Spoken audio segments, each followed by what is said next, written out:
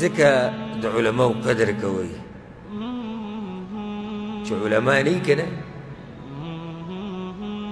دا خبره یاد ساتئ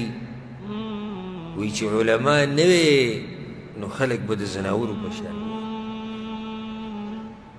ځکه چې د ژوند تېرولو طریقه د علما موږ ته ښیي حتی علما لرکه ختم یې کړه او د علماو درسونه بند کړه او د علماو خبرې پرېږده نو ته د څه شي ژوند تېروې څه شي ژوند تېروې موږ ته خو یعنې د اودس ماتې آداب راته هم علما بیانوي یو سړی وایي چې دا خو قرآن او حدیث باندې کړي نو دا قرآن او حدیث ولې تا ته وحي شوي ده صحیح ده قرآن او حدیث کې راغلي نو قرآن او حدیث تا ته وحي شوي ده تا ته څوک بیانوي قرآن او حدیث علما یې بیانوي که نه په خپله خو تا کې دومره دغه نشته چې لاړ شي ځان له یې زده کړي یو عالم درته لګیا یې بیانوي